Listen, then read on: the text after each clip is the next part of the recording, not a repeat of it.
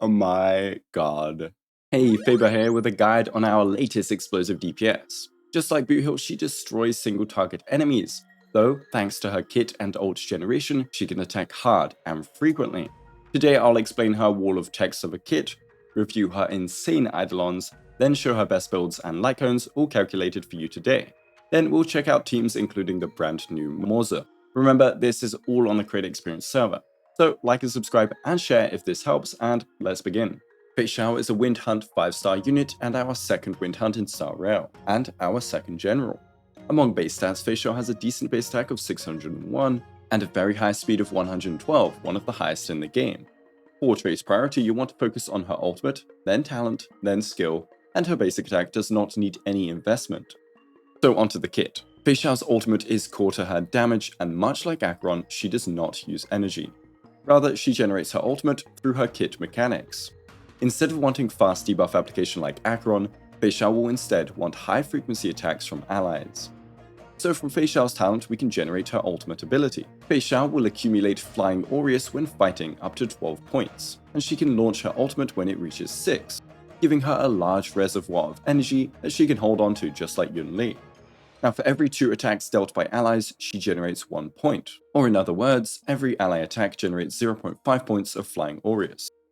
Her talent will also, once per Feixiao turn, launch follow-up attack after an ally attacks an enemy. This follow-up attack does okay damage, but it will also self-buff Feixiao for 60% damage for 2 turns. This will therefore become a strong and permanent buff due to her being able to follow up every turn. Her skill launches a strong attack and then subsequently launches her talent's follow-up on top of that. Since this is 2 attacks, that means every skill Feixiao uses will contribute 1 Flying Aureus. So what about her ultimate? Well, Feixiao will go Super Saiyan and she gets a choice of 2 attacks 6 times. It's not difficult, just choose the one it suggests. War Axe will be stronger when the enemy is not weakness broken, and Bolt Sunder when they are, so use the correct one. And when the enemy isn't weakness broken, you get a 100% multiplier to weakness break efficiency, and she also ignores weakness types, meaning any toughness bar is nothing to her in her ultimate form. She is not a break DPS, but she breaks enemies fast. This is just to make her OP in Apocalyptic Shadow. And at the end of these 6 attacks, she launches a final strike to the target. Remember, you have 12 possible Flying Aureus points, so you can hold on to your ult. And if you aren't buffed yet by your Harmony units, you should absolutely hold on to it. Even if you waste some Flying Aureus stacks from overcapping, making sure Feixiao is topped up with every boost is essential, as her ultimate is 75% of her damage profile. And finally, her technique will make her fast, just like Yukong, but unlike poor Yukong, Feixiao gains some insane benefits. First, she gains another point of Flying Aureus when entering battle. Secondly, she pulls in enemies within a certain range, they literally just fly with her. Third, when attacking during her technique state, she attacks all enemies pulled in. Fourth, she does wind damage to all enemies at the start of each wave, guaranteed to crit, and this damage can scale further. And fifth, since it attacks enemies, it also contributes 0.5 Flying Aureus every wave. It's like a dimension attack without the dimension, and is very powerful in normal play, but also farming, and it's a whole load of fun. Now onto her traces, which make her even more insane. Her A2 gives her an initial 3 Flying Aureus at the start of the battle, and if she starts a turn without a follow-up from her talent happening in the previous turn, she gains 0.5 Flying Aureus. This is basically made for either Sparkle or Bronya and alleviates a bit of a problem with Hypercarry Feixiao. They can advance her, which means she misses out on a talent follow-up and thus a Flying Aureus point. But with A2, it helps deal with that problem somewhat. This means Feixiao will start with 4.5 Flying Aureus if she used her technique. Including Feixiao's turn, or just a good sub DPS and sustain attacking alone, Feixiao can therefore ultimate on her very first turn, which is incredible for fast clears. As for A4, it now makes her ult count as a follow-up attack. This means it is now being boosted by follow-up buffing sources, which is fantastic. She also gains a 36% crit damage buff to all follow-ups all the time, which of course will now include her ultimate too. And A6 is a permanent 48% attack buff for our Feixiao, only needing her to use skill to activate it. So in total we have 60% damage, 36% crit damage, and 48% attack and self buffs. Lovely. Feixiao will finally gain another 28% attack from her trace bonuses as well as some crit rate. Finally, some defense, which is actually kind of good outside of shielded teams since hunt units have some very low defensive stats. Now onto her disgusting Eidolons. E1 grants an ultimate damage increase every time she uses her ultimate strikes up to 5 times. It is an original damage multiplier and is thus a unique multiplicative increase just like Acheron's Nihility trace. What this means is it is not damage percent, it is much stronger. It does stack though per hit, but it means her final hits get some very powerful bonuses. E2 makes ally follow-up attacks now grant 1 Flying Aureus instead of 0.5, limited to 6 times per Feixiao turn. It does not mean you get 1.5 per follow-up, it doesn't stack, it just instead overwrites the talent's effect. Anyway, this greatly increases her ult frequency and is a classic big E2 powerhouse Eidolon. E4 is E4, and E6 is another stupid upgrade. Res pen on ultimates, because why not? Then talent is now considered ultimate damage, synergizing with this E6, Valorous, and her signature. And then a 140% damage multiplier increase to talents on top. If you made it here, congrats, she will do too much damage for her own good. Her E1, E2, and E6 are all bangers, so she is a decent upgrade for every type of pool plan. But now let's check out her build. Feixiao will want Wind Soaring Valorous as it synergizes with her follow-up and ult spamming kit. However, Duke is a fantastic alternative as her ult is most of her damage and is considered as a follow-up attack. It will stack up during the ultimate's hits for an explosive finale. The 2-piece also greatly benefits her in general. 2-piece combos of damage percent or attack percent are okay to run, ideally damage percent if anything. And for the win set, it's a bit weird. At best in my sim, it's worse than Duke. Generally, it's worse than 2-piece combos, and in the worst scenario in my sim, it can be worse than having no set. Because just like with Black Swan or a -1 speed Bronya, the win set's advance can be detrimental to turn order and ruin buff timings or debuff timings. In this instance, it messes up Numby timings. For zero cycling, I'm sure people will use it, but I would not recommend it for most players. As for Planars, Duran is built for her too and is her best by a decent margin. Izumo with Marge, Topaz or Morza also works, and so does all reliable Inert Salsoto. Just like with Yun Li though, Inert does not double its buffs despite Feixiao's ultimate also being considered a follow-up attack. It is just a 15% damage buff. For main stats you will want a crit rate chest, speed or attack percent boots, wind damage or attack percent orb, and an attack percent rope. In rare cases you can go for a crit damage chest, for example you're balling on crit rate subs with a crit rate Lycone. Generally though, crit rate chest please. For boots, speed or attack percent just depends on what you prefer, lots of turns or impactful turns. Just like with Acheron, most of your stack building will be done by ally turns rather than yours. Calculating this is pretty irrelevant though versus practice due to how varying sims can be, especially with units like Topaz and Robin. For Orb, wind damage Orb is generally best due to high attack percent saturation, and wind damage should definitely be used if running attack percent boots. And so for a stat goal, you want to hit a nice ratio of 90 to 100 crit rate and 120 crit damage, possibly going higher with a crit light cone. Morza, March Hunt, Topaz E1S1, Robin, Aventurine Eidolons, Feixiao's best planar set, all of these things give crit damage.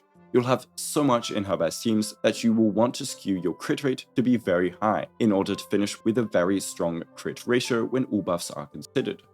For attack, you can reach 3 to 3.5k depending on boots, and for speed you can either go low speed and hope for the best, or you can aim for a speed breakpoint like 134 to hit in between cycles.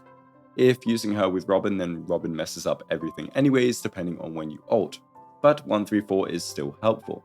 Now for Lycones, her signature Lycone first has a high base attack, then a 15% crit rate buff, not as high as most, but the second effect compensates for it with a stacking Deafening buff to ultimates. It stacks to 2 times, once per follow-up attack, and loses a stack after the wearer's turn ends. But when up, which is easy for Feixiao, you can have a 54% Deafening buff to your ultimate. Just a casual 40.6% increase to ults, yeah? Luckily though, for Ratio Enjoys, you can strip him, of his Lycone that is. It synergizes perfectly with Feixiao conveniently, despite their kits having some big differences in damage distribution. Any other cone falls off in comparison to these two, even something like Topaz's signature does. This is because Ratio and Feixiao's Lycones offer Def percent Ignore, a new stat that Feixiao doesn't heavily saturate on like attack percent or damage percent.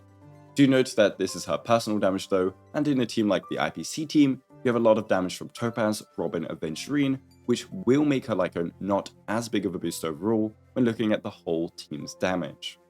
Now let's finish with teams. Feixiao generally wants to be run with a sub DPS and then a multi DPS buffer. Non-dual DPS teams, outside of some specific cases, perform quite poorly in comparison.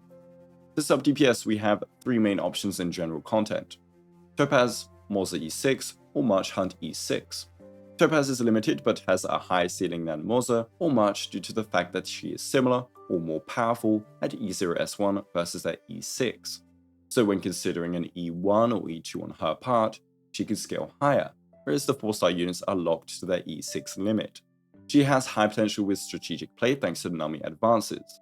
Feixiao's skill and talent result in an immediate Numbi action, and her ult counting as a follow-up also means you can plan around that too. But if you don't want to pull Topaz, don't worry, as the 4-stars are fantastic. Morza brings high-frequency follow-up attacks and is like Topaz but 4-star. I think he's very powerful, and I think he beats out Topaz E0S1 versus Lightning Wind weak, and still fares well otherwise. He brings buffs just like Topaz, vulnerability 2, on top of some hefty personal damage. Not to mention he has some nice quality of life. He also doesn't share the same problem Numbi does, where an overflow of attacks will be wasted for his follow-up frequency, though he does have his own new problems. As for March, she brings amazing SP positivity and some small buffs too. She is also completely free to play, including her E6. Her instant advance forward and high amount of turns generates a whole ton of flying Ori stacks, just like the other two sub DPS. And although she won't deal as much damage if not versus Imaginary Weak, she does get to at least ignore Wind Weak toughness to help break down bars for the team. Here is a chart of how many attacks these gamers can get with their main action combo in 2 turns. It's a nice way to gauge just how many flying Ori stacks each meta sub DPS partner can provide, but won't necessarily always be what's happening. The most consistent one is of course Topaz, and she has the high ceiling as stated earlier. Morza requires his prey state and it can be cancelled early, and March just has fewer attacks in general. For dual DPS buffers, Robin is by far the best. She's top for crit DPS and further synergizes with high frequency attackers and or follow-up DPS. Feixiao and Robin reminds me a bit of Firefly with raw main strength, and Hoyo rerunning her alongside Feixiao is extremely reminiscent of patch 2.3. But since Feixiao can use other supports and other compositions, it's not as bad as Firefly's case. But when comparing dual DPS buffer to dual DPS buffer, Robin will outshine Rome and Asta and Pella by a serious amount. Feixiao thrives on ally actions, which Robin gives a ton of. And not only do these tons of actions enable Feixiao, they also enable Robin's damage and energy. And finally, for sustain, it has to be Aventurine. He is most of the time the best sustain, but it goes especially hard in the follow-up team. He attacks so much, which really helps with flying Auris generation. And if you are running the meta follow-up team, further synergizes with enabling Numbi as well as enabling Robin. So with Topaz, Robin, Aventurine, we finally have the FART team, one of the strongest compositions in the game. And for other sustains, I will also mention Gallagher. I'm just addicted. Gallagher is a fantastic alternative due to also attacking very fast, and he even offers slightly better SP generation if you need that. Furthermore, he can run quid pro quo to help battery Robin very easily. Gallagher will also be needed if running some alternative compositions later due to either quid pro quo or his SP generation. Finally, Lingsha should be a good choice even if she looks to be made for break teams. She offers a lot of quality of life with debuff removal, and her bunny follow-up attacks should provide a great alternative to Aventurine's own ones. The only problem will be her SP consumption, but Feixiao's sub DPS can generally sort that out. Other sustains are still usable, they just won't be as impactful as Aventurine. At the end of the day, the support is the most important. And then what happens when you don't have Robin or you want to run a different composition? Well, in that case, Bronya comes to save you. The problem with her though is the silly SP consumption, so E1S1 Bronya is ideal, and then Gallagher or Aventurine or Lawatcher as a sustain. For sub DPS, either of the usual 3 should be good. The idea of this team is to provide Feixiao with a boatload of flying Aureus from her own turns on top of some hypercarry buffs from Bronya. It won't be as strong or comfy as the FART team, but it's a fine and much cheaper alternative. Sparkle also works and is much easier on the SP, but she won't provide as many turns as Bronya could. Also, E4 Bronya gamers, it might just be your time to shine, as you get the most random synergy with a free extra follow-up attack every Bronya turn. You just gotta run Feixiao versus Wind Weak, how easy. You can also run 2 sub DPS with Feixiao, though this is a bit weird. For example, March, Moser, and Feixiao spam out attacks and you play Honkai animation rail half the time. It's quite beautiful. The idea here is that March and Moser, or even Topaz, both buff Feixiao's damage a bunch anyways, whilst also buffing their own on top. So you have Feixiao with pseudo harmony buffs, and 2 DPS with pseudo harmony buffs, all doing decent damage bit by bit. The problem is the enemies can have some high resistances to your damage and you can't match every weakness.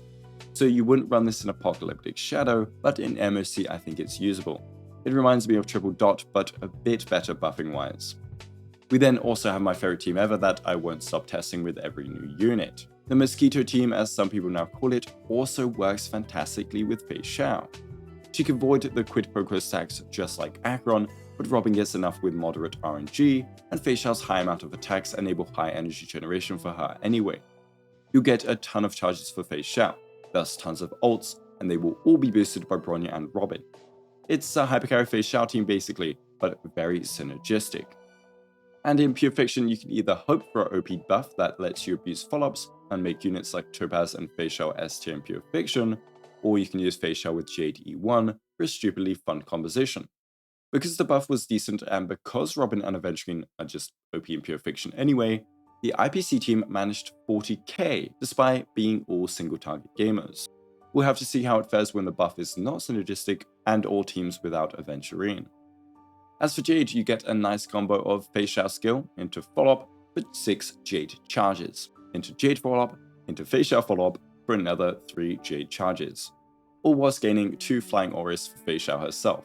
She deletes the elites and boss, Jade destroys the rest of the enemies. I think Feixiao is an incredible and top tier DPS in both Memory of Chaos and Apocalyptic Shadow. Her potential to generate ultimates so quickly and in clutch situations means she should have some very consistently high clear speeds. She does self-buff a lot though, and doesn't have stupidly high multipliers, which can scare some people though. However, she attacks a ton to compensate, and she has a lot of team potential. If you are content with your 2 main DPS already though, don't FOMO over the brand new unit. She is beautiful and her animations are too, but 3.0 is coming soon, and the collab is next year. Anyways, I hope this video helped. Thanks to my amazing YouTube members, thanks for watching, and have a Guoba day.